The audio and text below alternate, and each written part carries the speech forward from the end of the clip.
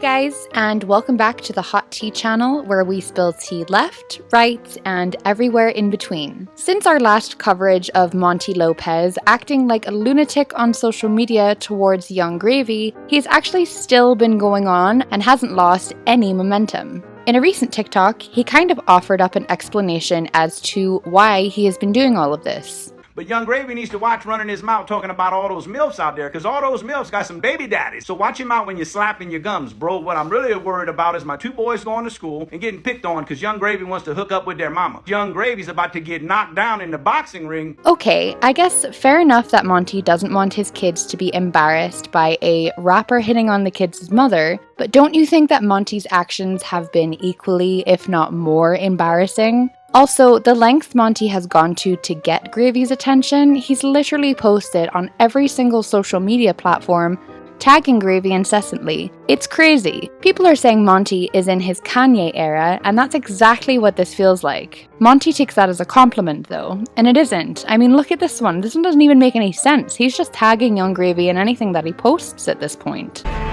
What on earth is going on in the House of Commons? Monty has been tweeting, begging and pleading for Gravy's attention, literally saying, please notice this, and getting his followers to tag Gravy as well. This is way more embarrassing in my opinion. Well, after his efforts, Young Gravy has responded, and here it is. I'm a grown man. I'm not going to fight you over TikTok drama. You got one of the most successful daughters in the world, and you decide to act half her age to try to get some attention while embarrassing your whole family. So, grow up, get some help, and if we cross paths in real life, don't do anything stupid. The comment section is going crazy, with people calling Gravy mature and praising him for the way that he is handling this.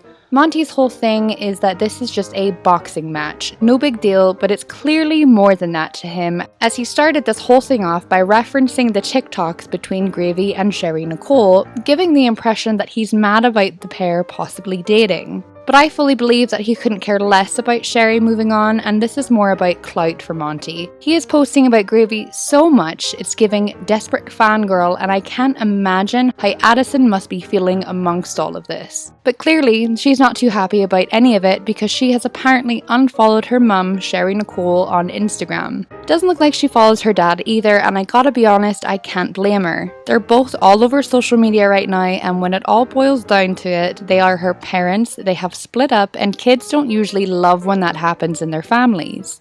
Sheri Nicole has been tweeting some rather cryptic things like, cried my heart out to you and that's what I get, and my heart with a bandage emoji. I really don't know much about Sheri Nicole, to be honest with you, and so far throughout this thing I've kind of been on her side, mainly because I find Monty Lopez entirely insufferable, but I can't imagine that the tweet about her crying her heart out being about Addison though. I hate to make any presumptions about people's parenting styles or their relationships with their children. It doesn't feel like a thing a mum would tweet about her daughter, does it? The heart I can see, but even that is very public, should it be about Addison. So the side of me that's offering a benefit of the doubt is wanting to believe that this is about something else entirely, but the other side that is kind of putting the pieces together thinks that this is very uncomfortable. So I am sorry, Addison. The BFFs podcast had some thoughts on this situation as well. My question for both of them is, do you just not give a shit about Addison? It seems that talking about exes and past relationships is kind of the theme for today's tea, as Jason Nash was on the BFFs podcast and talked about Trisha more than I've personally ever heard him talk about Trisha before. Before he got into that though, he mentions his own podcast. I was doing Views with David for 4 years, and that just, we just kind of took a break, and he wanted to stop, and I said, okay, that's cool. And so then I just went out and started my own. As it turns out, Dave Portnoy apparently wasn't the first choice for the BFFs podcast. But did Gruen originally want you to be me? Did he ask you to do this podcast instead of me? They said, oh, do you want to do a podcast? I don't know if they wanted me to do it with Josh or Bryce. And I love Bryce. I think Bryce is great. It feels less authentic to know that the BFFs podcast was all fully planned and strategically placed. Like, I'm not stupid. I understand that obviously the intention for the pod was to make something that would be successful and make a profit. But it's more fun to imagine that Dave just stumbled into this with Josh Richards and still struggles to know what's going on the internet. Jason talks about the Jeff and David situation, of course, and a little about the lawsuit that Jeff has issued against David for the excavator accident. It's a really tough place for me to be in, in the middle of it. The accident was awful, and The day of the accident, while Jason was kind of there, he wasn't actually present for the incident itself and was later called and told that Jeff was on his way to the hospital. So I went and I looked at the stunt, it was just an excavator just taking people around on a tube. And I was like, I looked at it, I was like, oh, that looks really safe. That looks like nothing, you know? I wish that day never happened. I wish we never tried to do that. Jason has attempted to maintain a relationship with both Jeff and David, but more so the friendship with David continues on, while Jeff has separated himself more. I love David. I love Jeff. It's the fucking worst. Jason and Jeff did bump into each other momentarily recently. You know, I love Jeff. I'd do anything for Jeff. You know, I saw him at a wedding last weekend. We talked. His podcast is doing great.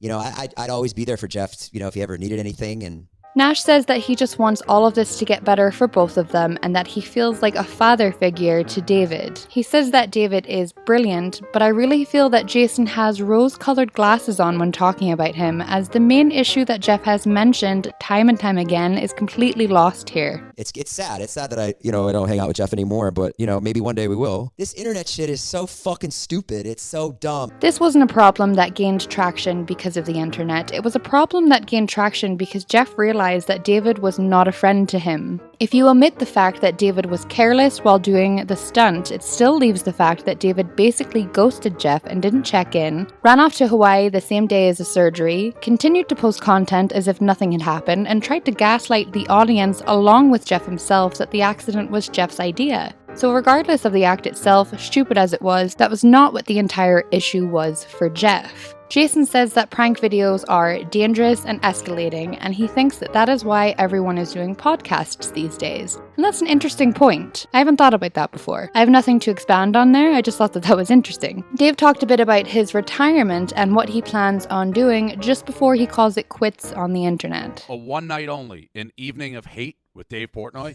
And it's all the people I don't like and just go roast them for the first half of the show. The second half of the show would be Barstool personalities turning it into a roast to me. That is what I want to do as my swan song. That's actually fully something I would look forward to seeing. But on Current Day Internet, Jason expresses a bit about why he handled the breakup with Trisha the way that he did. When my ex-girlfriend was coming after me.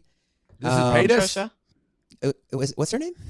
Trisha. Oh yeah, TP, Trish like fish, yeah. Jason says that during the breakup with Trisha, his son was getting DMs, so he really just wanted to not address anything or say anything at all because he has kids and wanted to keep them out of it. This correlates back to the Sheri Nicole and Monty Lopez situation. Jason doesn't want to talk shit, but does say that Trisha is a complicated person, but they got along great while they were together. Trisha loved me so much, you know, and so did her 17 personalities, you know what I mean? The subtle jabs cannot be something he's ignorant to here. Jason has been on the internet a very long time and long enough to know what he's doing, and making comments like that will not go unnoticed and will 100% make their way back to Trisha. Any thoughts on what he's doing here? I didn't like the relationship, and I couldn't get out. She threatened to ruin me and ruin all my friends. She drove her car into my house and trapped me in my house for like 3 hours. Jason recalls a couple pretty intense situations where Trisha was unhinged and a danger to herself as well as others. And she goes, I want to go to the mall, you know, and I was like, I can't go to the mall today, you know. And then she called back like 5 minutes later and she was like, I'm gonna fucking kill myself. You know, we found her in a ditch with the police and shit like that, and it just got to be too much. The past year or so, though, Trisha has said that she has been in therapy and has been dealing with her problems, so these are very much old Trisha things, but Jason says that she just had this hole in herself that she seemed to never be able to fill and would just shop constantly and act out like that. Well, Trisha uploaded a video this week, and I'm thinking that she knew exactly what she was doing with this title, I Wasn't Going to Say Anything. Her video does not address anything that Jason said. It doesn't even mention anything about the podcast episode. It's basically her ranting about Britney Spears' life currently and how she thinks that something weird is going on. Maybe I'm grasping at straws here and making a connection that simply isn't there, but what a coincidence. As much as she might be a stark, raving mad individual, she's not stupid. So I reckon my theory is that she intentionally uploaded that video with that title to get views, but did not want to actually mention anything about Jason or David or whatever, because she really is trying to stay out of the drama. At least her own drama. She's more than happy to talk about Britney's drama, or Johnny's drama, or whoever. H3 mentioned Trisha again recently, and correct me if my maths are wrong here, but Ethan's been lightly peppering in a mention of Trisha more and more these days. But anyways, this week Ethan talked about something and Keemstar said in regards to Trisha. Well, when that baby comes out and things calm down a little bit, there will be content with me and Trisha Paytas. I frankly don't believe it. That would be an insane thing to do for Trisha. I don't believe him. If it actually happens, then we can talk about it. I don't know if I believe this either. It would be crazy for Trisha to do, but she has done it before, so who knows?